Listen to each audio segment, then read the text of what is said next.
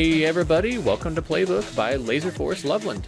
This podcast is a platform for laser tag players to geek out about strategies, stories, and ongoings in the Laserforce scene, and for you to join us as another player at the table. My codename is Mischief. I'm a player from Loveland, Colorado, who loves to talk about tag, and tonight I'm joined by one of the most cool, chill members in the entire universe, Rockwood from St. George, California. Welcome on, Rockwood. Thank you, Luke. Thank you so much for introducing me as one of the coolest people in the universe. I am actually from St. George, Utah, not St. George, California. Did I say California? Did I really do that? Oh my goodness. All right. Well, we're so early. Leave that in. No. Oh my gosh. Don't start it. Okay, you caught me. I was about to start it over because we're 45 seconds in. No, keep it. All right. Well, here we are. We're keeping it. We're doing it all live. Well, it's happening. We'll do it live. We're doing it live. Anyway, now I was gonna make a funny quip that I said you're not one of the coolest people in the universe. I said you're one of the coolest laser tag players in the universe, because the general public does not consider laser tag players to be very cool in general. I think that's our goal, is to change that within the next like 10, 20 years. But yeah, true. When I'm in my 40s, I'll make laser tag look so cool. Please do it for us. Do it for us all. So anyway, for the love of the game, Rockwood, tell us a little bit about your site, out in St. George, California, and what your relationship to tag is right now. Yeah, the site in St. George it's been changing a little bit. It's had its ups and it's had its downs. Right now, we are currently riding an up. We got some players, lots of them moved up to Cedar City and kind of took a break from playing for a little bit. So, what is Cedar City, just for the viewers? Yeah, Cedar City, Utah. It is a site. It's like 50 miles north of St. George. And basically, all of like the original St. George players who played at our site decided they would start their own fun center and kind of skedaddle up there. And my understanding is that you all somewhat operate like one site at the moment. You pull players from each other, and it's like, well, you're all Utah. Yeah, essentially, like when we competed in Nats, it was like the Cedar Sentinels versus the St. George Sunbeams, but we just referred to it as the A team and B team because that's essentially what it is. For sure. So anyway, the topic for tonight that we're going to be discussing is how to make SM5 fun, in essence. Space Marines 5 is the game mode of choice for us in Laserforce. Ultra competitive, we run tournaments every year. I would say it's the most competitive of all the game modes, the most in-depth, the most sweaty. How do we make it the most enjoyable experience possible? What'd you think of this topic when I proposed it to you, Rockwood? I thought that is an excellent question because fun is a very, very broad definition, right? Lots of things can be fun. But to make long answer very short, I would say it's the friends. Now, we both have a list, right? You got a big list of reasons why. Oh, I got a whole list of thoughts. I just wanted to get my number one out there right now. If it wasn't, I love Space Marines 5. But if it wasn't for the people I played with, you discussed this on one of your more recent podcasts too. Like at the end of the day, if I wasn't playing with who I was playing with, I might not be as big into Space Marines 5. No slander against the game mode. It's just, it's a big part of the fun. Absolutely. Tell us, why is it so much more important than other things? Because Space Marines 5 is a very team-oriented game mode where you really, you kind of ride or die with the people you play with, especially in ultra competitive settings. It's very important that you synergize well with the people you play with. And at the end of the day, those are the people you're making memories with. So, you know, it's important to have good fun. Now I've got my own list as well, and that's at the top of my list actually. The friendship/connection element of Space Marines 5. Yeah. Yeah, it's hard to really like I have talked about it in a few different episodes. I suppose the way I would describe it is like, well, one, a lack of friendship and connection can ruin the game if the people you're playing with don't like you, don't treat you well, aren't friends with you. Like on the opposite end, you know, there's just a human respect and decency element to all of this. But certainly the people I share the experience with gives me a camaraderie, people to reminisce about later on, feeling like I'm part of something larger than myself. It keeps me coming back, keeps me connected to the scene even when I'm not actively playing SM5. It's the connections. Very well said. Very well said. Thank you. What else is on your list? Give us the rundown. I'll let you know when I have it on my list, or I'll give my thoughts as well. All right, so I believe that switching things up can make it very fun as well. Like I have it in my notes. It says doing spicy tournaments. Ooh. Twists are fun. Okay. Like the duos tournament. That is some of the most fun I've had playing Space Marines 5 just in general. Simply because you're constantly breaking things up. You get a new team every time, and then each day you play a different like set of positions. Mm-hmm. But it still allows you to like maneuver around a little bit. You know, like you get a set, you can pick which one you do, and you get to really synergize with your duo. Like it was just such a fun tournament because, you know, even if you play a horrible game, right? Let's say like, you know, you're stuck as your least favorite position, and, you know, maybe the randomizer has kind of made it so you're stacked against someone, right? Like the entire A team is playing against you. You're on your least favorite position. It's all right. If the game goes bad, it's all right, because in 30 minutes you'll be done with the match, and you know, teams will get switched up, and it's not that big of a deal. Absolutely. And I'm so glad that you said that. That was a duos tournament, right? Not a trios? Just to confirm. Yeah, not trios. Yeah. That was specifically the duos. All of the trios is fun. I played in one. You weren't there. It was in 2022. I forget what, I think they called it a triple threat. Yeah, triple threat. Yeah, we hosted it here in St. George. That one, it was fun. It was really fun. Having the, you know, all the teams with 3 people. Mm-hmm. Well, that's awesome. But I just don't remember too much from that. Like the tournament, it was fine. You know, like I had fun. I just don't remember too much from it, as opposed to the duos tournament. Like there's also a tournament where I got most improved and golden gun and stuff. So that was also, you know, did play into it. It was fun to finally win some awards. Yeah, definitely. Well, but tournaments in that style, in that vein, I like them. Well, let's talk about why the duos tournament format was so successful. And by the way, I think triple threat is an incredible format too. It's pretty much the exact same thing as duos in concept, and I'm really just trying to get under Guy Next Door's skin a little bit, treating it like it's a lesser game mode. Oh, okay. Okay. Well, my understanding is that GND pretty much invented the triple threat out in New Zealand. The duos was really just copying his idea and adding on to it a little bit. Yeah, triples kind of sucked, actually, now that you mention it. Yeah, thank you. I just wanted to confirm. Horrible idea. You like duos is far superior. Not triple. Okay, cool. Way more, yes. So the duos tournament was designed to enhance a couple specific elements that I think that are on my list, and I'd be curious if they're on your list. One of them is novelty.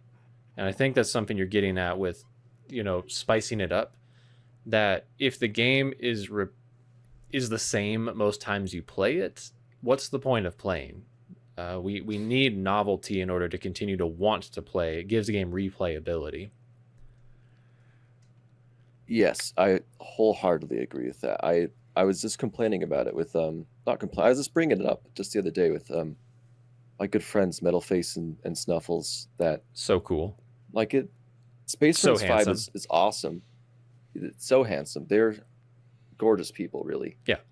I was just talking with them like Space Marines 5 is fun, but it is nice to play a different game mode, even just to break things up a little bit. Because if you play it, for hours, day in, day out, it can get a little, especially if you're on the same team, it can get a little stale.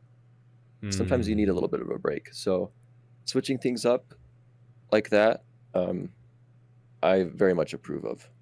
For sure. It was part of the intention with duos that everyone would get to play different positions on different teams.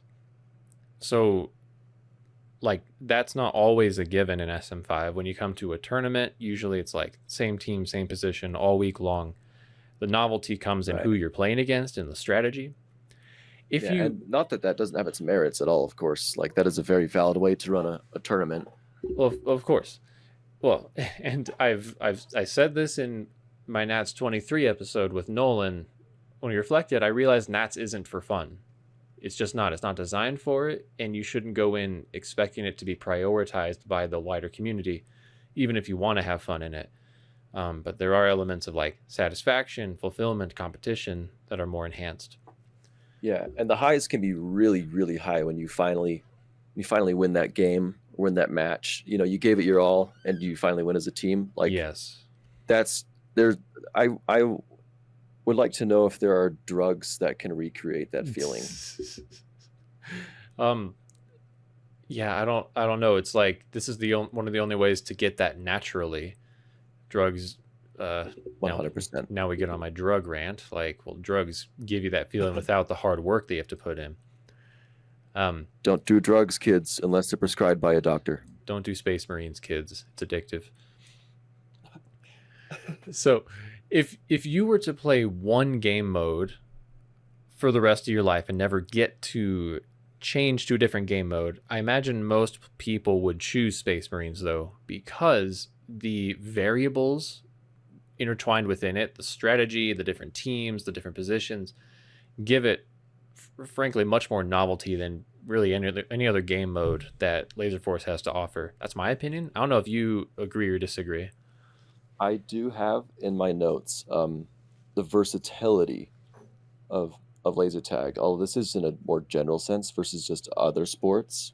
It could mean anything depending on like even the packs, like what brand it is versus what game mode. But yeah, even in Space Marines 5, like it was explained to me, it's kind of like chess, like a live action chess. Like you got to develop your pieces, all the special roles and stuff, and the way you can play. There's so many possibilities of how you can play.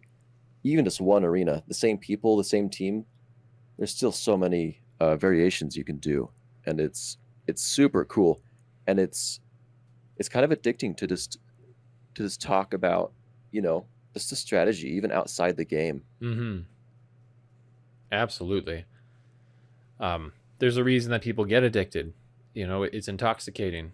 Just like how in chess, there's really no true ceiling or there's no cap on what you can learn. It isn't a solved game. It's not a solved game. Exactly. Can you think of any solved games in Laserforce?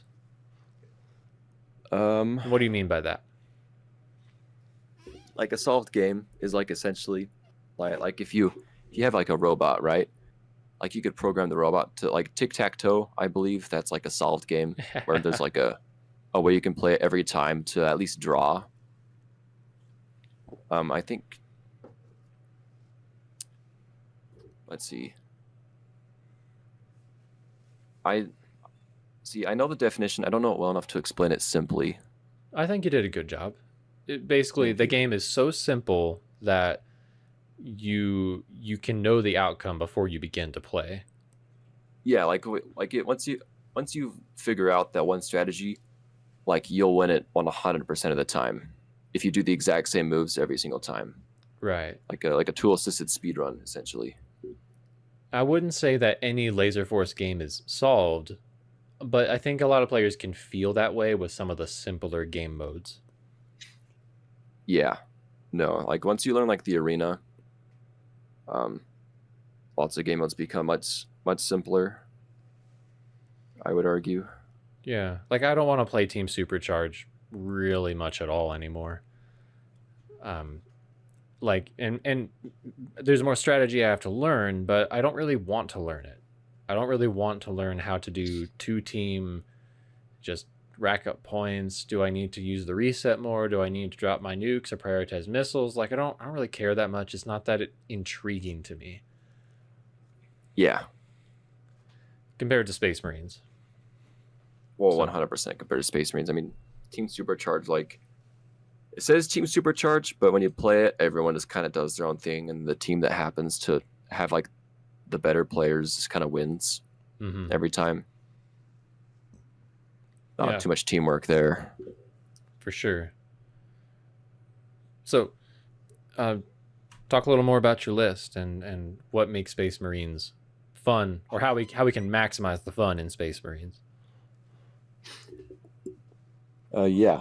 So obviously spicy tournaments, you know, doing new things is one. Arena design, I have this right here. Which arena you play in can change it up. Like I feel like if you play in one arena for too long, you can get kind of safe and kind of comfortable. And a lot of the fun of Space Marines, especially the tournaments, is going out to a new place and then figuring out how Space Marines works in that space. Like for example, I've played pretty much exclusively at the St. George Arena. I will admit I am not as well traveled as quite a few other laser tag players. I wanted to go to Syracuse in January, but it didn't quite pan out, which sucks because I was pretty excited to play in that arena. But you know, I'd be playing Space Marines in the St. George Arena for quite a while. You know, Thunder gave us all the lessons, and we practice in that arena all the time. And you learn how the game works, right? And then we drive to, you know, Loveland Laser Tag. Shout out to you guys. Woo. Love the Mega Members Nights trademark. And you know, you get a quick tour of the arena, and then it's like, all right, you gotta, you know, these are the general plays. This is, you know, 3rd floor. This is the chamber. You want to resupply here. This is where the heavies fight it out. Good luck, you know, and you just kind of throw us in. It's like, all right, everything that I just learned at my last arena just evaporated from my brain, and I have to figure this out. And it can be really fun. It can be very daunting, but it's so much fun to learn new arenas and the way it plays, because one of the reasons I love laser tag so much as opposed to other sports is because like you can the game is so intricate. It has so many variables and ins and outs and strategies and all sorts of things, and then you can switch it to a different arena and it's a totally different game because the arenas were not designed for competitive play in mind, and so you get some really creative metas, and I love that it's like a totally different game depending on where you're even playing it. Yeah, 100%. I couldn't have said it better. It just the whole idea of SM5 completely changes based on where you're playing. It's a fun topic that I've heard many players in the scene where they talk about like my favorite arena is X or Y, and they rank their favorite arenas, and there's lots of different answers. There's really no universal answer. Yeah, and I think that's awesome. So what do you think makes an arena specifically fun? Now, I am glad you asked that question, Luke, because I have recently been more focused on thinking about arena designs because Cedar Fun Center, they're planning on building a new building, which includes a new arena, and so it's got me thinking. I have a passion for game design, so stuff like that is super interesting to me, and I've been thinking about my own experiences, and I believe that personally, I think that arenas that cater to multiple different play styles is probably my number one definition of fun for me, at least. I love having options where there are multiple valid play styles because for such a diverse game, it can get kind of repetitive. Like if you're playing, the same game with the same people in the same positions, and it's the same, like the arena has just the one same thing you do over and over again. It can get it can wear you down a little bit.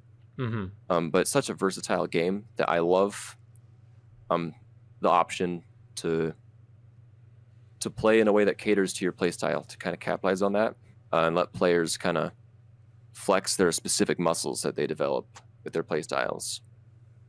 Yeah. The first thing go ahead. Oh, I was just gonna say, like a good example of this would be, again, I'm not too well traveled, so I'm gonna use my home arena. Shocker, I like playing in my home arena. Laser Mania's has 4 corners. 2 of them are the bases where you start, and then at the start of the game, Resupply and Heavy turn towards each other, and they kind of discuss, all right, are we taking yellow base or blue base, And yellow base is a bit higher up, has lower walls, and is more offensive, but takes more fire. Or you can go to blue hall, and there are only or blue base. There are only 2 entrances into blue base, but it's underneath the 2nd floor, so it's more like a cave, and that lets you play way more defensively, but you can't quite see the arena as well as you can from yellow. And also I love the little random luck element where there's always a chance that you and the enemy team will go for the same base, and then it's like, okay, how hard are you willing to fight for it versus leave. And I love that. I love that there's a little tactical decision making before the game even starts, as well as a small gamble. Yeah, for sure. St. George is a really fun arena. I like Lasermania. It's distinctly different from a lot of other arenas, but it's playable. And there are definitely arenas out there that have their own unique quirks, but they're not playable. One of the things that makes St. George playable... City's arena. Yeah, which I was going to just jump in real quick and say I did speak to Caleb recently, and I think the new building thing is a possibility. It might not be. I don't want anything to be like confirmed here on air. I think it's all right. Of course. No, it's all decided. It's all speculation whether or not they but you're sell right. the current building and whatnot. The Cedar City arena, we can, and Caleb knows this, it's not playable right now. And it's because one reason is there's a lack of options. That's totally the first thing I put, by the way, for what makes an arena fun, is when there's awesome. when there's lots of ways to win. I've often imagined, like, well, what if we made an arena that was, had a mile or 2 miles of square footage inside, like this massive, colossal thing, right? You need a game longer than 15 minutes. Exactly, right? Like in 15 minutes, like it might be too many options. It might not be as fun because you're so confused as to what you're supposed to do. No one can build a reasonable meta. But at the same time, if we built like a really small arena that was just like there was one resupply area, that would not be fun, because the only viable strategy is take the resupply area, and when you don't take it, you lose instantly. Right. So options allow more types of people to be good at the game, to play it their way, to allow innovation, creativity, success for people that aren't already at the top. I think that's really important. It keeps novelty as part of the game. I also think recoverability is the second thing I put. Like, that's a good one. If your strategy doesn't succeed or the enemy gains a swing of momentum, do you get a second chance to win the game back, or is it over right away? I think Loveland and St. George have some of the lowest recoverability out of all the arenas. It's not unplayable by any means. It's fun. You just go in knowing, like, if we get pushed out, like, our likelihood of winning the game goes down pretty drastically compared to, like, in Detroit. If you get pushed out of your resupply spot, it's a huge arena, 2 floors. If you get pushed out of your resupply spot, you tend to go backwards a little bit and you lose some ground, and you can win that ground back. The game's not over. It's much more of a, it's 2 different ways of winning, and the stakes are different. So you make different priority and choice, like, they're all playable, but recoverability and options allow for lots of hope to win and opportunity to make recovery decisions, if that makes sense. That's a really good point, because it can be really disheartening when you're playing against, like, all right, this team has collectively 20,000 games in this arena, and this is like my 10th game. It can be really disheartening when you get pushed out and it's like, well, GG, we were alive for 3 minutes and now it's kind of over. Yep. The only other thing I wrote for arenas is equal sides. I think and this is why we play matches. It's part of the reason why we do matches where each team gets to start on each side. But when one side is significantly stronger than the other side, that definitely decreases the fun, because you just are starting at a big disadvantage. And I'll get to that a little later. That's my big knock on Syracuse, to be honest. I really wish they would just buff the heck out of their green side, because the win rate, I'll look it up. I just want to be accurate, but the win rate is a lot higher on the red side for their arena.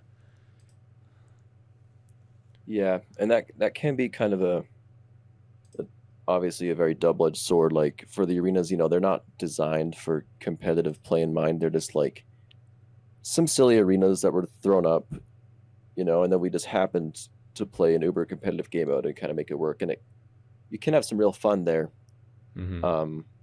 Trying to find out what works and what doesn't. It's part of the charm of Space Marines, is that there is no standardized arena, but it can be a really big issue, like when, like you said, one side is just plainly better than the other. It would be really interesting to see if there were like designs for like a standardized arena in the future. Mm-hmm. Yeah, one where both sides are the same would be interesting. I don't know if it's for the best, but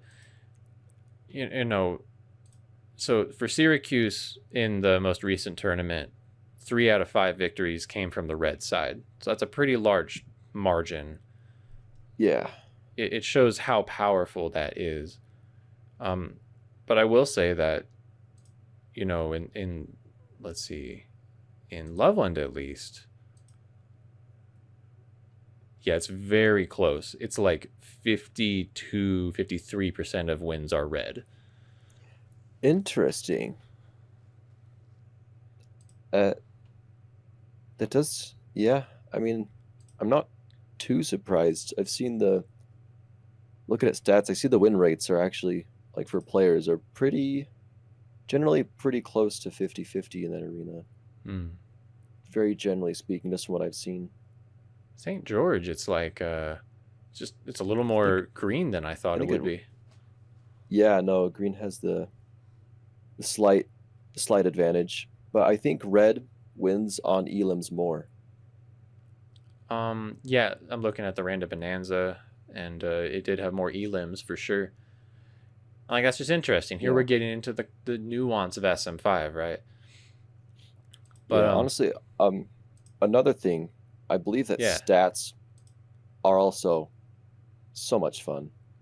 Just look at the stats at the end of the day. Like at the end of a week, you play and you upload stats, and you get a look at them, see what's improved, what hasn't, and just general information like that. Where green has a higher win rate, but red elims more. Like the Yeah, it's interesting. It's just fun. I agree. Stats are a lot of fun for me, and for certainly other people as well. Stats they don't resonate super well with others, and they're not very fun to look at when you're not very high on them. That's totally fair. Just for me personally, if I have a bad night, I don't want to look. I don't care to look. Tournaments that I have gotten crushed in, I look away in shame. I don't. Yeah. But right. No, I think we've all been there. At least at some points. I would argue everyone's been there. Yeah, for sure. I'm looking at your social games for St. George, and you at Red wins actually a good amount more in the social games. That's kind of interesting. Yeah, that does make sense. Maybe it's the lack of organized play. I don't know. Yeah, our social Space Marine games have been fairly interesting because we'll have brand new players who haven't played a single game, and then we got like a world champion or two showing up. So balancing teams can be pretty interesting because like one person can make or break an entire team when you have the skill floor that low and the skill ceiling that high at the same time in one match. But bless Metalface for trying, though. He's made a pretty cool team selector thing. I saw he had this cool application, it looked like. He's so embarrassed to talk about it, to show he's a very humble person, and he is. He hasn't finished it yet, so he doesn't want to show it, but the stuff he's got right now for it is super cool. Like it'll show you, like it'll give the team like ratings on a scale from 1 to 10, so it'll show you which team is like more favored to win and by how much and stuff, and he uses it really? By using data from LF stats. He manually logs it in and attaches it to each player and enters them in. And I think he's designed, or either is designing, a feature where you can shift the focus, right? Like if it can find a player who's really good at commander and pit them against someone who's like a really good heavy, to do like a commander heavy matchup. So it can be a little more cognizant of like the positions and the players it's putting at positions on both sides to like, favor. It's very interesting stuff. That is so impressive. I didn't know that it was a whole application. I wish I had asked more questions. Logan, you did a great job putting together those games, and it was really fun, and I appreciate the way that you were leading that night that we all came in. Yeah, no, props off to Metalface for I'm kind of more the face of our social nights. I kind of started bringing it back and dragging players along, but Metalface, he's really the one who like keeps it going. He does all the important stuff. Well, it takes a team. You need multiple types of people to make a member base successful. So I'm glad that you and Metalface have been taking different roles on that. Yeah, 100%. Also, Logan, thanks for going easy on me during our heavy game. I heard that you didn't want to be mean and start pushing my team like crazy. He is such a gentleman. He is. On and off the court, so to speak. And a scholar, yes. Gentleman and a scholar with a fine beard. Now, talking about Metalface's team creator and raider, that brings up one of my points: close games / equal games. Oh, yes, like was it you and Chaser who had that commander game where you were both the last people alive on your team? Me and Josiah, yeah, we were both, yeah, it was you and Josiah. 2 and 3 lives. Oh, that game was so much fun to watch inside the arena. I wasn't playing that one, but let me tell you, that was a blast to watch the entire time. You had no idea who was in the lead the whole time. It was very close. Came all the way down to the wire. I know that last nuke was it you who dropped that last nuke? Yeah, I dropped a nuke. You killed like 3 people. Really? Wow. You killed 3 people off that one nuke. Like it went off, and I just see 3 people reattaching their guns to their packs, and it was like, wait, what? Suddenly they're not in the lead anymore. It was crazy. Yeah, for sure. So, equal close games. It was everyone benefits when a game is equal/close. You in the audience, Rockwood, enjoyed watching that game. Me in the arena, our teams enjoyed that game. There was a lot of back and forth. I want to give a little opinion, not really a hot take, like a mild take.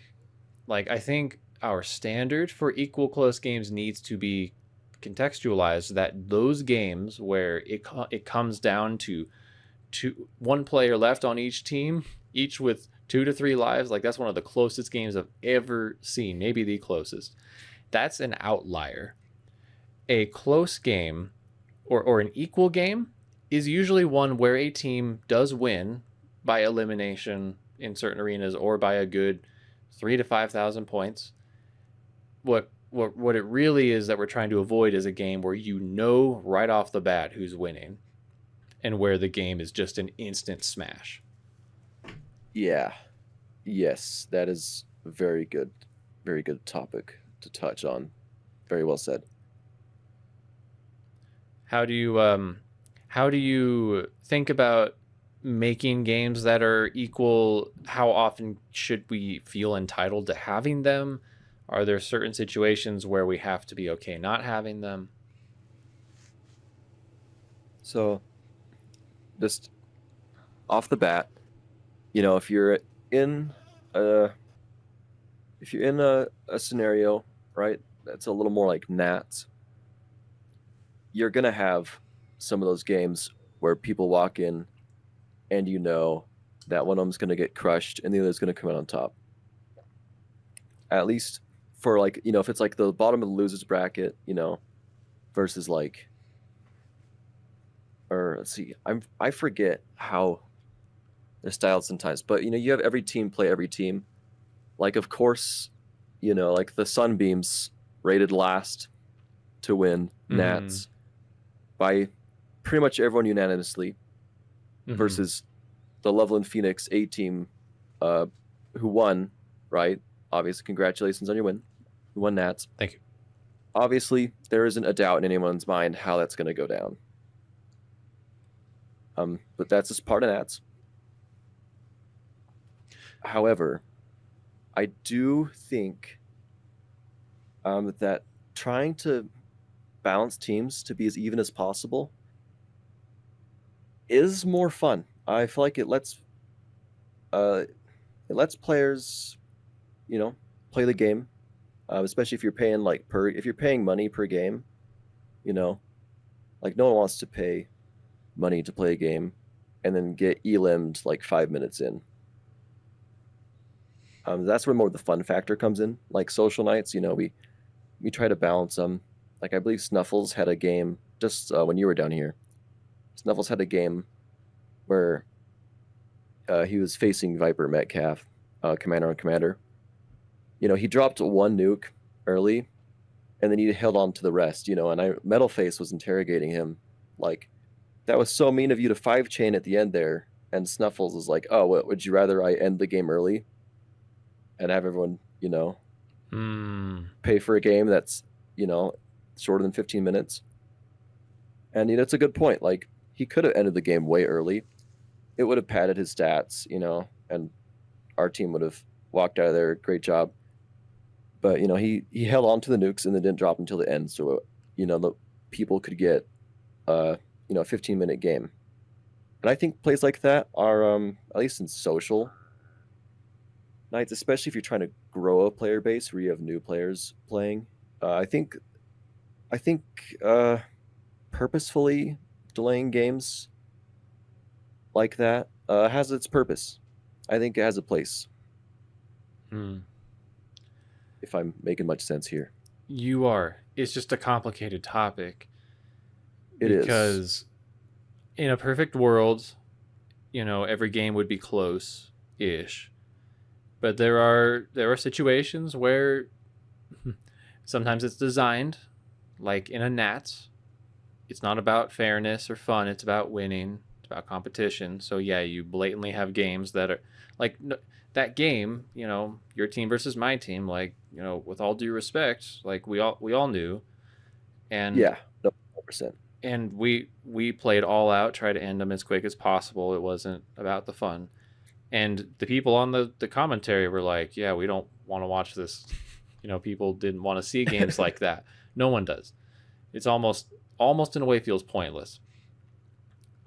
People enjoy those, and then we have like members night games where people would like games to be close, and sometimes the randomizer poops itself, or we do a draft and somebody has a bad draft, makes bad choices, or sometimes games look close and then one team just makes a bunch of great plays and it's not a close game at all.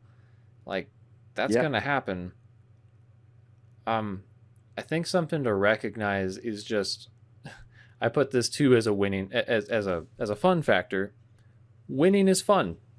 People want to win, and they especially at least want to feel like they have a chance to win. Right. Now, I would like to play devil's advocate here. Yeah. And argue that games like that are necessary for two reasons. One of them is, as the Cedar City Sentinels like to put it, and how we like to put it to lots of the new players on the Sunbeams team for Nats. We had two newbies who had never played in a tournament before in general, going to a Nats. And it's like, there's no expectation to win. Right. Everyone's first tournament, everyone remembers their first tournament. You usually do so poorly, but it's, you can't make a diamond without a whole lot of pressure. And, sure, you'll go out and you'll get stomped on. Maybe the whole week you'll lose every single game and you'll just get stomped on by these players who've been playing longer than you've been alive. But you go back home and maybe you play some social games, but maybe you don't play to the next tournament, but you put on that pack afterwards and your game is elevated, right? Like you get stomped on. It gives you so many opportunities to learn and grow as a player. And we simply would not have a ceiling as high as it is if we weren't able, to be in situations where we get stomped out a lot of times. And then my second reason is that without games like that, if every game, right, was super close, like by the skin of your teeth, it wouldn't be, I feel like it wouldn't be that as interesting as the games are because anymore. You have that variety, right? Yeah, because when you do have that game, like in such an organic setting like that, like it's just crazy because, anything can happen in that arena. And when you got two commanders, duking it out and their entire team is dead and they got limited shots and like one missile each and it's like anyone's game.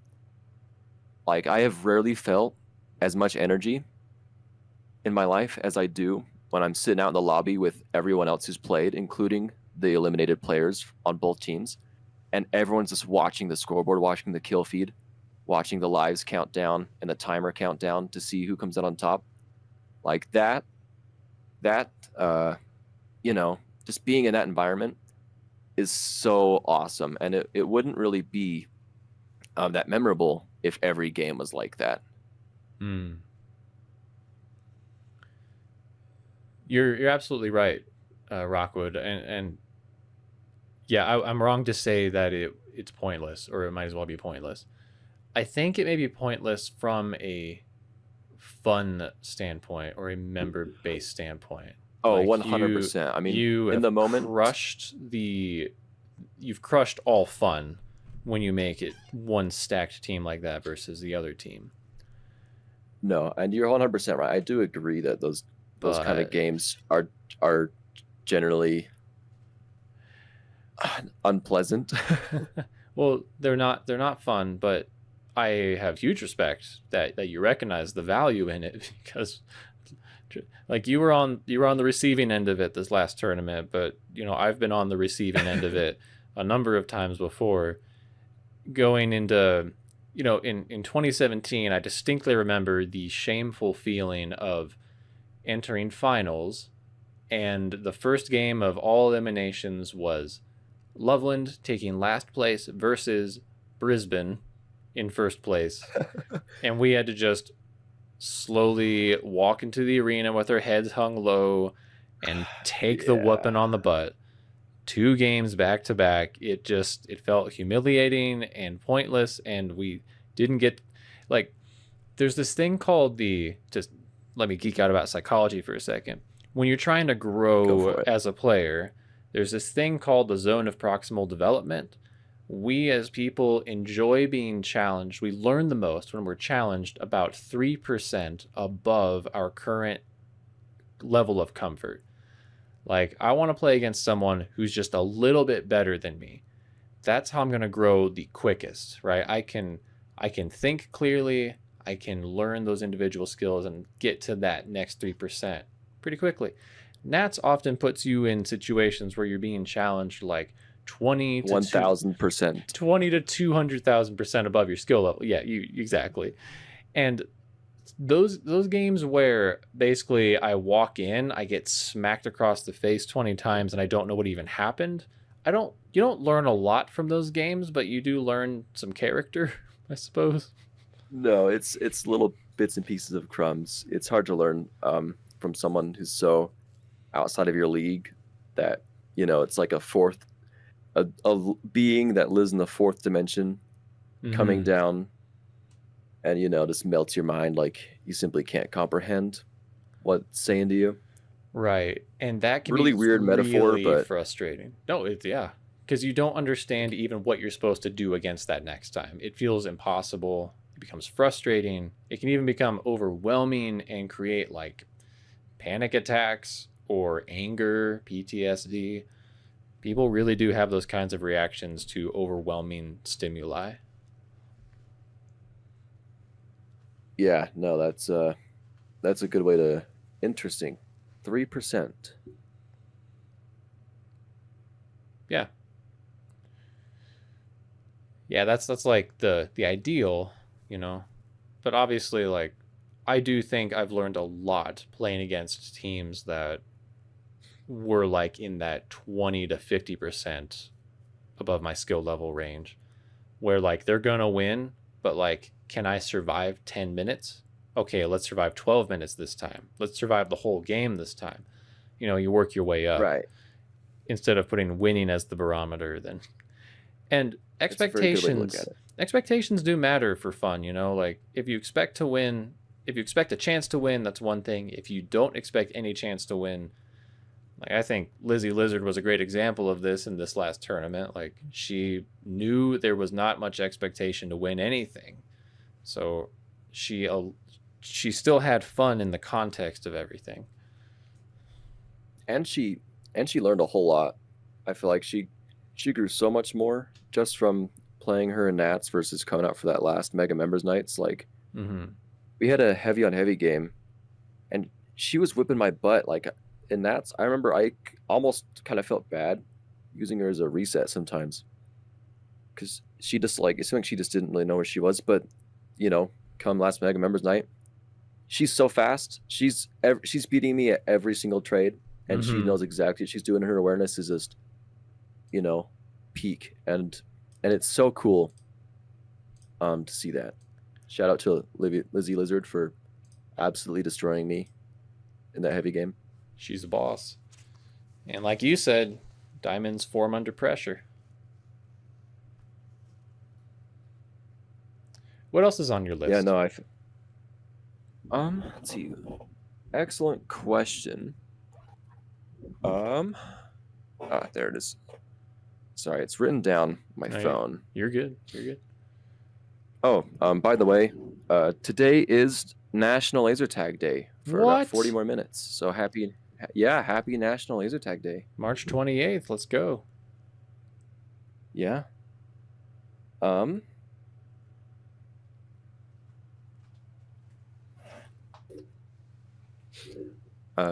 Yeah. One of the notes says, I touched on a little bit, it says laser tag's merits as a competitive versus fun game. And again, there are different kinds of fun, right? There's the kind of fun where you're with some friends and you just want to shoot lasers around, right? Just for kicks and giggles. Right. Like you want to play a Wabbit season or a chill game, a laser ball, which does have a competitive league, but at least in Laser Mania, you know, like when we don't have enough players for Space Marines 5, we'll play fun games like I think the one that we're kind of playing a lot right now is, I can't believe I forgot it for the life of me. It's you got like 5 shots and you have to destroy the bases. Chamber? No, like, it's different. It's different from Dead Aim. Huntsman, yes, Huntsman. Right? Or like even like your color conquest, right? Those can be fun. And there are different kinds of fun. Like you said, winning can be fun. And let me tell you, there are very few wins that feel as good as winning a competitive game of Space Marines 5. You know, especially with your friends, like the memories you make along the way. They can be one fun. It requires a lot of hard work, and you got to be dedicated, and it takes up a lot of your focus and time. Versus one is more casual, and both are equally valid. But when you have one player, right, who's just shown up to laser tag because he has a free night, you know, and wants to just play a game or two, and you got another player who's practicing for Nats, there can be a little bit of a disconnect there, and that can create, you know, an unfun for both players, because one of them is getting try-harded on and the other, you know, their teammate or the guy they're playing against isn't taking the game as seriously as they are, which, you know, makes it more difficult to grow when you're playing against people who aren't necessarily trying. So there could be a bit of a disconnect. But what's cool about Laserforce and laser tag in general is that there are so many different game modes that cater to the different kinds of fun. But it's very important to know which kind of fun you want and are looking for. So let me just ask you how you would handle things if you were in our shoes. You just described perfectly the dichotomy between how like some people have fun through the friendship, maybe they're at a low skill level, and for them, like they need a very low stimuli level of tag to enjoy themselves. They're still in that color conquest, team supercharge kind of level. And then you have other players who are so advanced that playing a game like color conquest or team supercharge feels just so boring to them, and they don't even want to do it. When you put those two players in the same arena, they tend to really get on each other's nerves. They ruin the game for each other. How do you let those types of people coexist? I am so glad you asked, because I can tell you I was both those players. When I first started playing laser tag, I enjoyed playing laser tag, but it wasn't until I started working at Laser Mania, right, I found out about these advanced members nights, and I thought, I get games for free, and I enjoy hanging out with some of my coworkers, which shout out to Metal Faces Stuffles, or like my 2 best friends. Met them at work. You know, I was like, yeah, I'll hang out with them. You know, showed up and thrown into a game of Space Marines 5. You know, I was willing to put up with lots of it because, you know, I was an employee there and I got the games for free. And I was just there for the novelty. You know, like I just wanted to see what this is all about and hang out with my friends.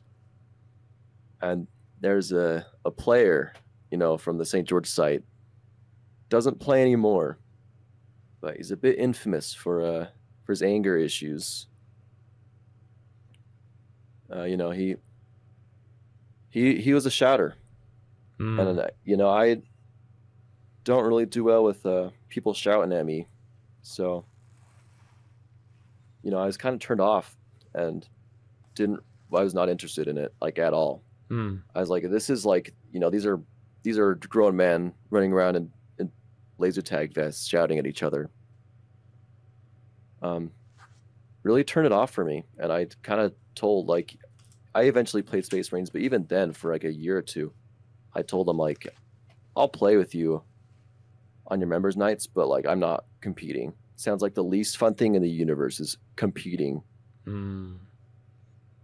Bit of a side tangent there, but Laser Mania had a good way of doing it. They had Tuesdays were Generals members' nights, were casual games.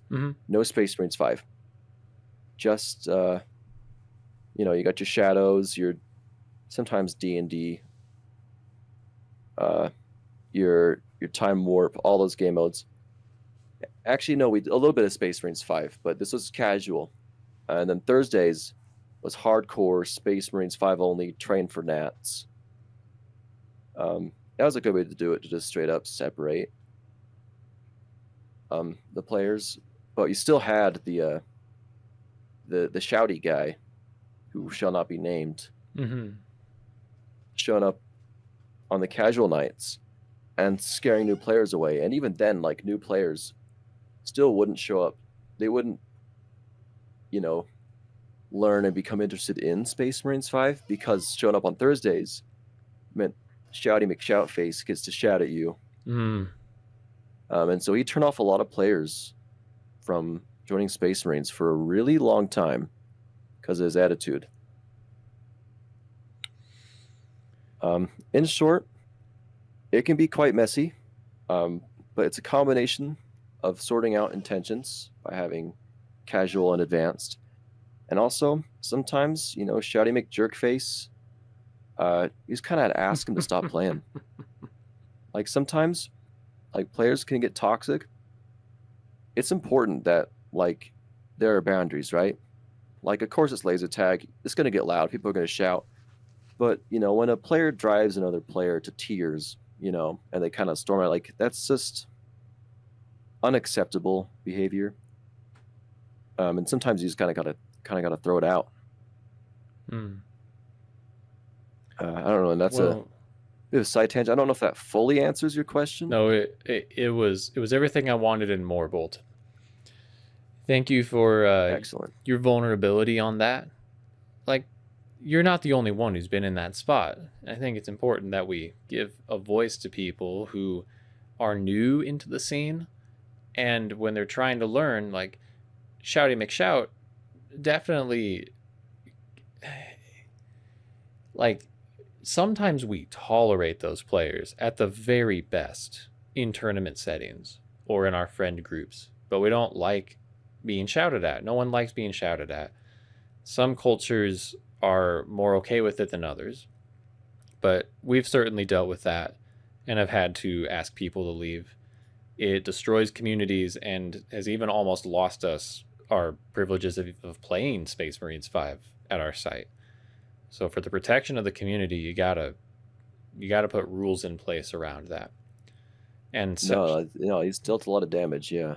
Shout out to Sergeant Tucker for putting together a code of conduct for our site now, where if a player breaks the code of conduct, we have it written down and everyone has signed it. Like, hey, you agreed that you will not do these behaviors, all of which are toxic. So there are consequences in place, and that's good. And it's cool also to hear your journey of beginning where you were not wanting to compete, partially because of the people. Like, it wasn't even the competition itself. It was like who you would be associated with, what you'd have to go through relationally, to becoming someone now where you can appreciate a very difficult tournament that you played, but grew a lot from. Yeah, I'm very particular about my time and my company. So if I feel like someone is disrespecting both, I just don't tolerate it very well. Right? Like if I don't have to put up something like that, I won't. And it it's just not a good mesh with someone who feels the need to shout at you when you're just trying to learn. Yeah. I appreciate you saying that. No, for sure. I'd like to take this opportunity, if it's all right, to, like, in relation to what you just said. We've had a recent problem pop up at Loveland that I actually was my real reason for asking about doing this topic, because it's similar to the dilemma of new players playing with experienced players. But what we're finding is that we actually are starting to have a lot of experienced players who are becoming pretty turned off at high competitive games. They want to play like more chill, relaxed games of SM5. And to be honest with you, I'm kind of torn. I'm kind of in the middle and I don't know what to do. On one hand, we got players who they'll enter a game of SM5, and I'm not naming names. There's multiple. Like it's a kind of a group thing. Right. We'll start playing SM5, and then they'll begin losing because the other team is trying hard to win, and they'll get upset. They'll say something like, "I didn't know we were going hard this game," or I'm not in the mood for this," and they'll kind of like get really demoralized or quit or start complaining. And it really ruins the whole vibe when like one team is trying to win, and so the other team just kind of like caves instantly and gives up and starts complaining about it.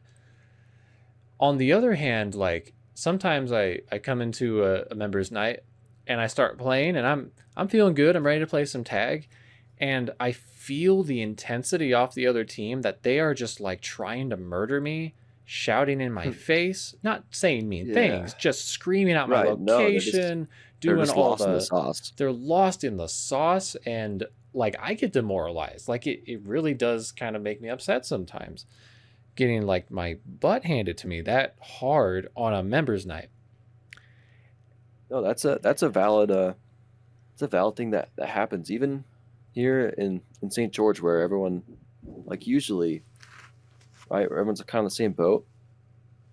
Like it'll happen, like Middleface and I are making teams, Mm-hmm.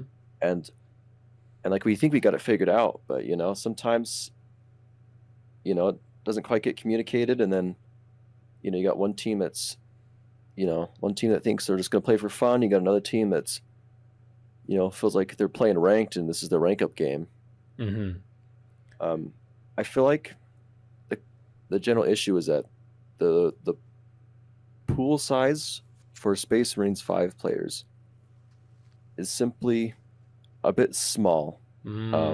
So if the pool size were larger, then you'd have, statistically, you should have more, enough casual players to compete with other casual players versus the more competitive players in their own, nights, like what they did with the Tuesdays and Thursdays. But when the pool is small enough, you have to mesh the players, and it can be a real issue balancing out, players versus, their expectations, how hard they're trying, and it can be an issue. Yeah, for sure. And it's comforting to know it's not just us. Yeah, and I want to come up with solutions. You're totally right. Like in a perfect world, there would be multiple nights where there would be the lower level casual league and the competitive league, and we could separate out the personalities a little more. Because like we got newer players who belong in the competitive league, and we got experienced players who belong in the casual league. Like they'll put on the try hard pants for a tournament or in the right context, but they don't want to spend their Wednesday night like lost in the sauce, as you say. I like that term. Yeah, no, it happens to me sometimes. We've all been there. I think, right? Here's where I land, and I'd like your honest opinion on this. Like, let me know if I have any blind spots Always. here. Thank you. I don't think it's right to punish players for trying to win a game of Space Marines 5. At the end of the day, we're coming here to play the most complicated and competitive game of laser tag that we have available to us. If you want to play a if you want to play a more chill game, you should literally play something more like Challenge Royale or Color Conquest. Like, when we actually change the game mode, the sauce level goes way down compared to Space Marines 5. Like, Space Marines 5 is a very advanced game. We have very advanced players, and to ask players like, "Hey, don't try to win." What am I doing then? How? No, I mean, what do you expect of me to like not try to use the tools in front of me to beat you? That's the point of what we're doing. That's totally valid. I mean, by design, every game is designed, just from a pure mechanical standpoint, to win, right? That's the objective of any game you play, right? Is to win, just by the game's rules and stuff and the mechanics the game hands you. It is expected. Mm-hmm. The correct way to play it is to attempt to win. Now, ideally, you have fun trying to achieve that goal. I've been playing, my first few years, I played only casually, don't put me in any competitive settings. And I think you are correct. Once I kind of dialed in, the West Coast 2022 tournament was announced, and we had a valid team, and I thought, all right, I'm going to go to this thing. It changed, it changed from like lots of the fun of Space Marines 5 is improving and getting better. And if you're not actively trying to win, you simply don't see the same growth as you do when you play casually. And, like stats reflect that.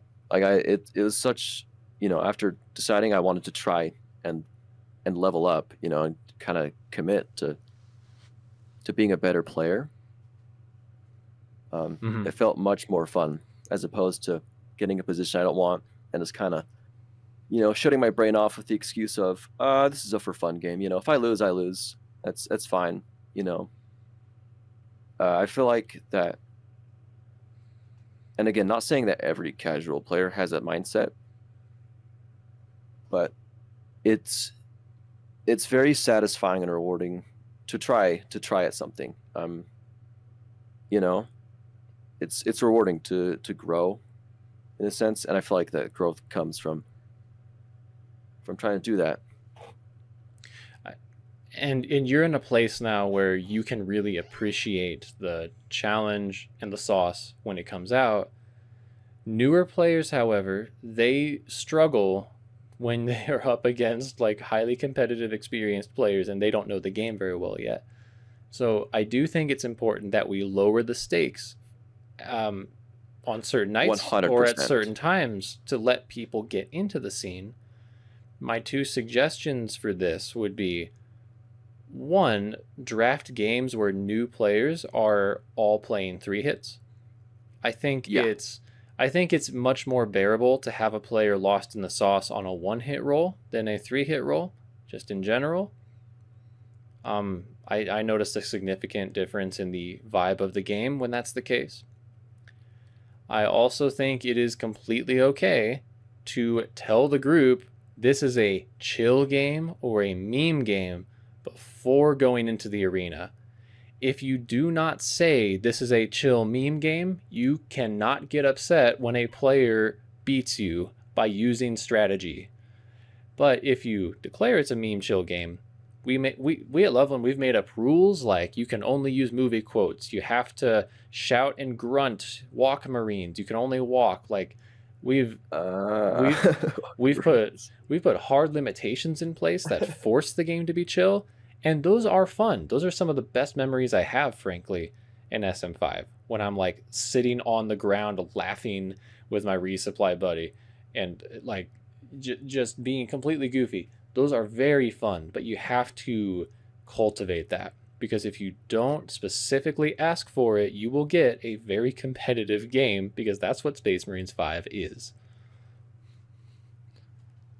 No, that's totally valid. That's what we usually do that too with experienced people on the Resupply newbies on 3 hits. Mm-hmm. Yeah, no, that's great. Clarifying beforehand what the intentions of the games are. And I say, moderation in all things. Like we were talking about at the start of the podcast of, sometimes it can get a little bit monotonous if you play the same game, same lineup every single time. It's fun to have to play some competitive game modes, some competitive games, and then switch it up with some Walk Marines 5 every now and again, just to have some for fun games, because I think that having fun and getting better and winning don't have to be mutually exclusive. Mm-hmm. Like you can totally play competitive, dish out the sauce like it's hot, and have a chill time with your friends. It's both are viable. You're not just playing one game. You're playing several games per night. Like it's good to kind of break things up. And also, I would add one thing that does make it easier to get into the more competitive Space Marines is if you have coaches and teachers. Yes, one of the things Rockwood. That really helped me was Thunder, would descend from his glorious palace up in Cedar City and grace us new St. George players with his divine wisdom of how to play Space Marines 5. He'd give us lessons, He would sit during a public game, he'd whip out the map of the arena, and he'd just teach us a simple lesson, like a scout lesson, and then like me, like myself, and and another player, like we were going to play scouts in the next tournament. So it's like, all right, now we're going to take this Thunder lesson and we're going to set up the team specifically so we can apply this. This is going to be a metal face commander game. He's going to practice commander this game, and he's going to practice the things he just learned. Or this is a Rockwood and so scout game. They're going to go in and we're going to practice the things we learned as scouts, and going to come back out, and you're just going to learn, and that will really accelerate your growth. Combined with this LF stats, learning things makes losing more bearable, because when you're focused more about practicing a certain style of gameplay, or even if it's just like something as simple as counting steps or counting shots or working on accuracy, win or lose, you can always improve your accuracy, or work on your hit diff, or work on your game sense, or work on your trails. There's so many things you can still lose but improve.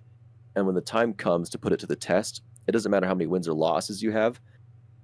If you practice on the little things, and then synergize with other players, you can get thrown into hell itself, and you can do all right if you if you have a decent enough mindset, a little bit of luck, and a whole lot of faith and practice. You can do a lot more with that than you can by just winning every single game, I would argue.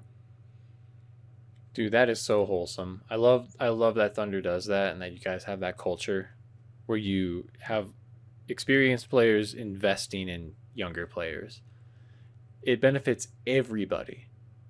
You feel poured into, and you become better, and they acquire better teammates that are the next generation of people to play for St. George, Yeah, no, that's a good way to put it. And now, they don't play as often, but now it's, we were the new players, but now we're kind of running the site. Kind of running it, yeah. Use ourselves, and it's fun. I'm really glad to hear that. I'm so glad that you had that mentorship. It's really important, and it's something we're trying really hard to do here at Loveland. What advice would you give to someone who is trying to learn how to combine the hot and cold, the fiery sauce with the chill vibes? How do you be both on the same members night, or even in the same tournament? Ooh. Now, I would argue that you got to look past the game and just make a friend. Like, find someone that you play with often, and just whatever it is that you're doing, just make sure that you're doing it together with your friends. Because at the end of the day, right? At the end of the week, at the end of the month, at the end of the tournament, you go home.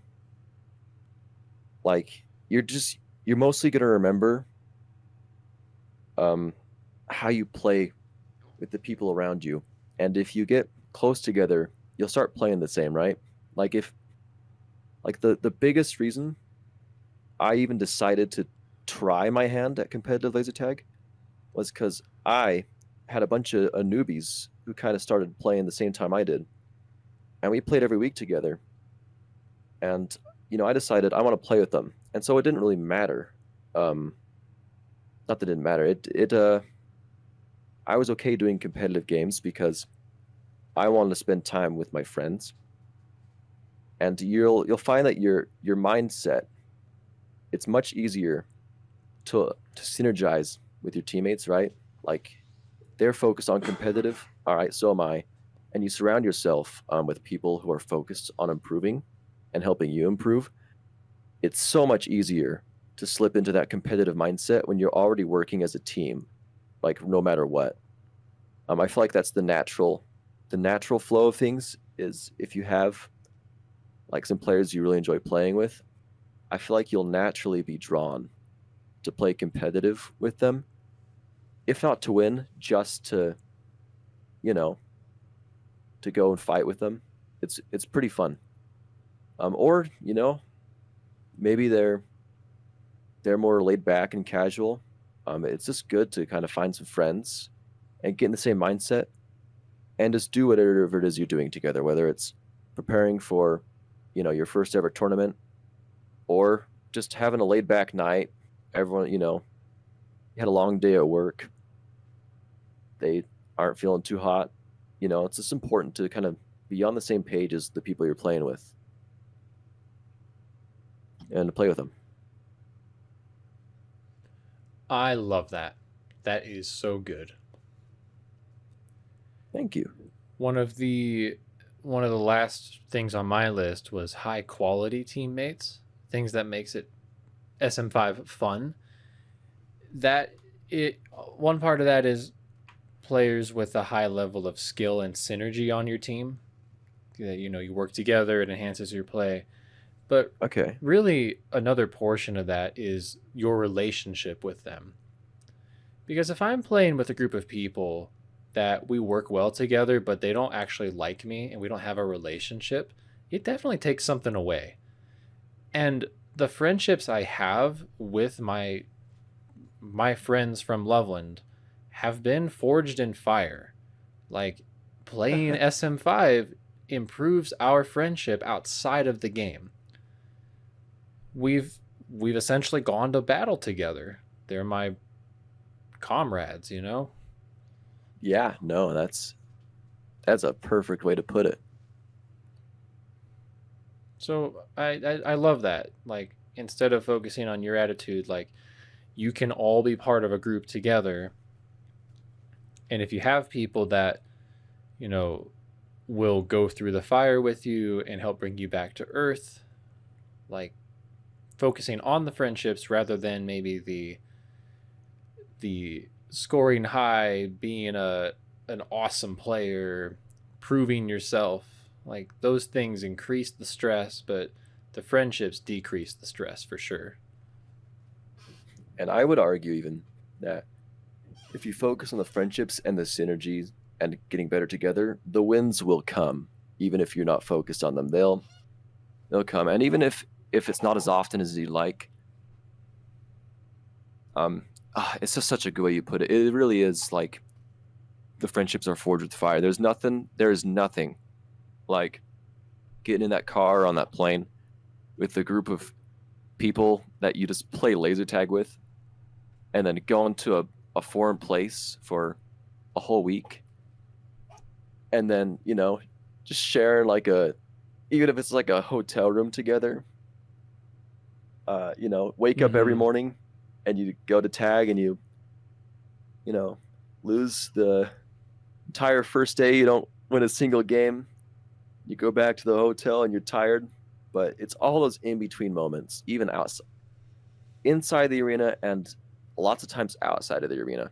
You know, while you're doing in the hotel room, the drive over, the meal times, just being able to spend that time with your friends, it just makes it so much more fun, you know. And then who knows, maybe day 2 you'll come back refreshed, having a good time, and maybe halfway through the day you'll win your first game, and then, you know, maybe day 3 you might beat one of the home site's teams in their own arena. You know, who knows? Yeah, I am referencing my first West Coast 2022 tournament, of course. Which team did you beat? It was we beat Loveland B, which, you know, granted, you guys had like 100 subs, and you know, it was definitely, you weren't playing to win, but it was still satisfying, you know, like, guys, holy crap, we took a game off Bagel in his own arena. This is crazy. He's the guy from the video. I don't know, it's just fun. Like we did, you know, like we placed pretty bad, but it was just it's just so much fun. And my last advice, like my general point to any players who are hesitant on playing competitive, is give it a shot. Just give it one shot, you know, even if it's just one tournament, or even if it's like a mega member, whatever. I would argue, if you have friends or people that you enjoy spending time with, go to that tournament, do that thing, and spend that time with them, and just give it a shot. If you don't like it, the great thing about life is that you can just move on. You don't ever have to do it ever again. If it's a bad experience, no one is forcing you to play again.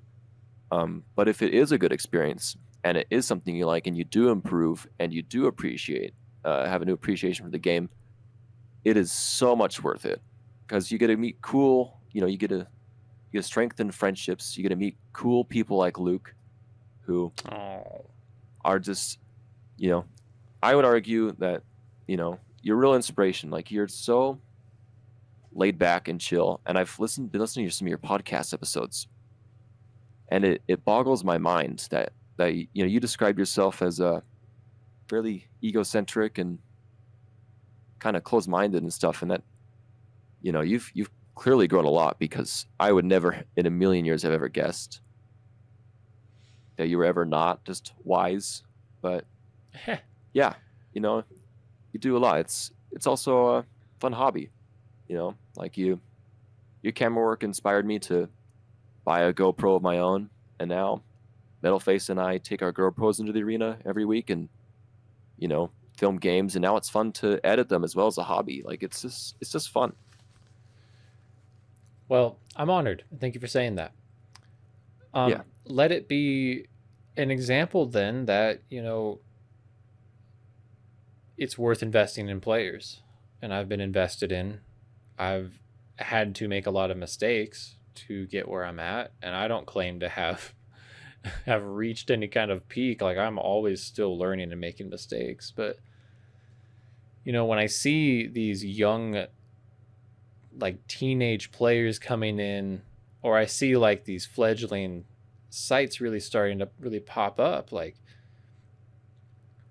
I don't, like, I guess St. George maybe went through kind of a death and rebirth from what I can tell. The old member base is gone, and now you guys are, you know, where are you and Logan gonna be in 5 years from now, or 10 years? What'll the member base become based on the work that you do? Who could you be if people, like, saw your potential and invested in you? Like, that goes beyond tag. That goes into looking at you like a human being and trying to make better people. That is such a more important and satisfying goal than winning tournaments, which ultimately, I would agree. Like you can be a world champion and you can be a villain in everyone's eyes. You True. know, Like you and like Jerky me, right? McShotface are the Yeah. two opposite ends of the spectrum. 100% opposite ends. Jerky McShotface has turned away. You could count double digits easy the number of players he's turned, future Space Marines he's turned off just because he was a jerk. Versus you, who you worked so hard on the Nat stream to make it as you. I mean, and obviously other players too, but Yeah, like you upload oh the videos. You do this podcast, which is awesome. I'm a huge fan of this podcast. Well, it's selfish. You it's do fun so much for me. work. It's fun for everyone, and it's so awesome. Like you clearly do lots of work to make the game, enjoyable for everyone. Even if like you don't play Space Marines, even it's just, just Look, it's a good way to put it. The scene runs on passion. Like I've gone out of my way to start saying no to things I don't want to do because this is a hobby for me, and that's okay. It gives me like this is something I do want to do, and I do it for free, like automatically because I like it, and people benefit from that. And like passions can be fulfilling on their own. It's good to have something to be passionate about. You and Logan are totally obsessed with SM5. Like that is something that is keeping you going to run this scene and build a community, and it's awesome, and people get inspired by your passion. It's infectious. I hope so. Yeah, glad I can be an inspiration. Glad I'm not a self-centered egomaniac anymore. I'm trying not to be. Still am sometimes, but it's okay. We're all just trying to make it. We're all humans. Yep. And it's important to know if someone does turn to shouty McShout, jerk face, like that's it's not justified, but it's okay. Everyone's human. We make mistakes. Sometimes you have a bad day, and laser tag, Space Marines 5 can be a high stress environment. Sometimes you can lose your temper, and that's fine, as long as it's you're not repeatedly hurting others or turning them off. The Space Marines, like it. It's just important to do good, be good. In short, easier said than done. Yeah. Okay. Final question for you. Ready? All right, final answer for you. What are the most fun types of tournaments? Oh.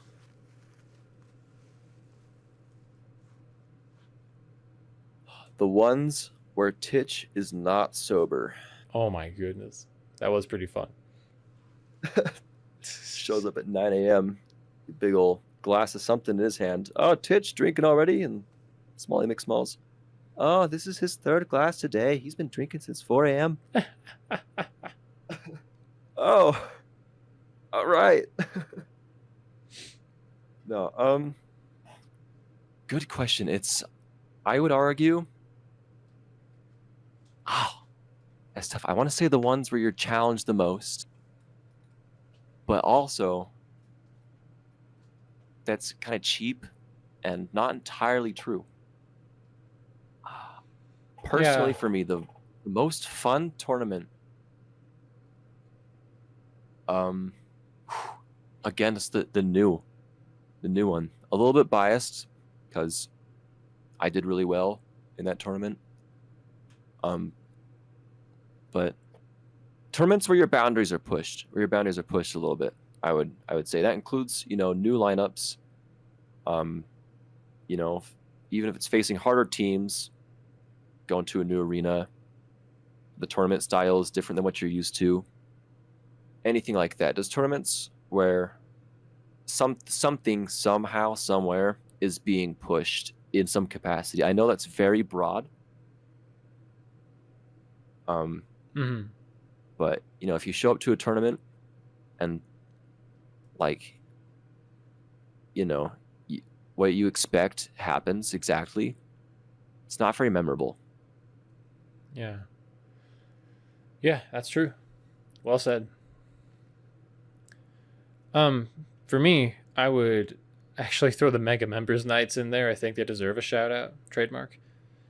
100%. Oh, the Mega Members Nights. Some of the best times I've ever had playing tag is in a Mega Members Night, hands down. I love those things. Yeah, I mean, let's start recognizing them as an official like event type. It's not a tournament, but just having one member base go visit another member base and playing some tag with no agenda, no structure is really fun. Like you can really allow yourself to play different roles, be creative, play on different teams. It's great, and the community is top notch right at those events. 100%. I prefer them to tournaments for the most part in general, just because recently like you do the randoms, right? Mm-hmm. You never know who you're gonna play with, right? Like you get the chance to meet so many new people that in a Nats setting you wouldn't normally otherwise meet, because Nats 2024, everyone shows up and the teams generally stick with their sites.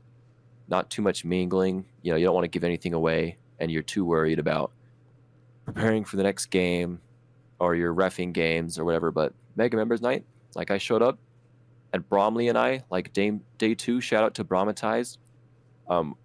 Like 4 out of our first 5 games, we were resupplies together. Like it was crazy, and I wouldn't have gotten to hang out with Bromatized, if I was playing in a tournament setting. I run into him once or twice while we're playing the games, and that's about it. But it's so awesome to just play in team compositions you would never think to play in with other players, and just hang out with them. Low stakes environment, get to meet new people. It's awesome. Yeah, 100%. That's a great example. I will say I think I am gonna start a public smearing campaign against the randomizer, the random. I don't care. I'm done with it. It's broken my heart too many times. I think we need to get Logan on this to create some kind of a new randomizer using the stats. Everyone, find Logan, Metal Face Scout, Logan Mathis on Facebook, and message him. Yeah, blackmail him, strong arm him into completing that team selector. Yeah, I think we need some some dudes in suits with sunglasses to show up at his house. 100% CIA van. Yeah. All right, Logan, you know what you got to do, man. Don't let us down. This is Mischief and Rockwood. We are officially endorsing you, the listener, to harass Logan H. Metal Face Scout Mathis to get him to make the team selector. Trademark. I'm Rockwood, and I approve this message. Do it gently. He's got a delicate beard. It's too precious. We can't destroy it. He is a big old softy. He acts tough, but he is a big old softy on the inside. That beard is a national treasure. It is. It is indeed.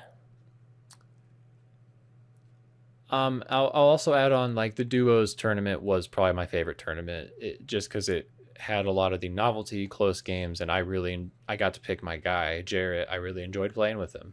Like, that instantly added a bunch of high quality teamwork to what I got to do. Like most of the other events, like I will admit, like I've always been so focused on becoming better until I finally won Nats that I really did not focus on the community as much as I should have throughout my career.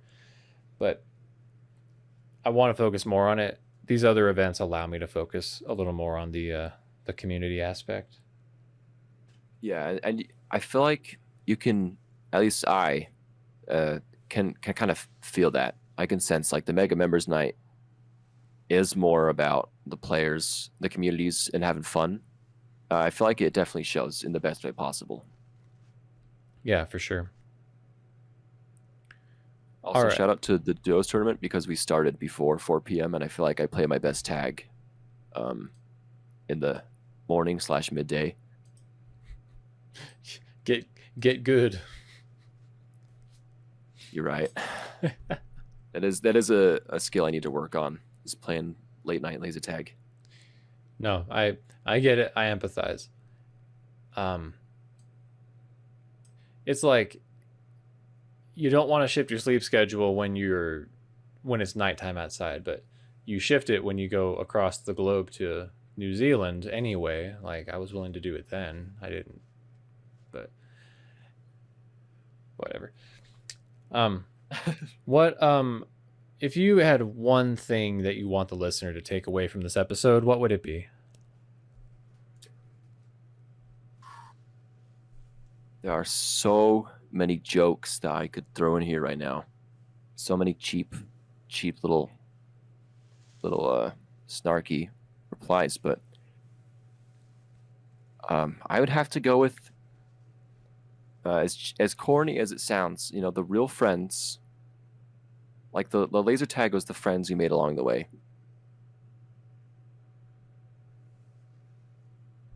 It's important that you enjoy being with the people that you're playing with, because it'll improve the game of Space Marines, and Space Marines will improve your friendships with them, and they go very hand in hand, and it be a very real thing. Your love for laser tag will grow, and your love for your friends will grow. And maybe, just maybe, you'll learn a thing or two along the way. Well said. Thank you. What about you, Luke? Yeah, I'll say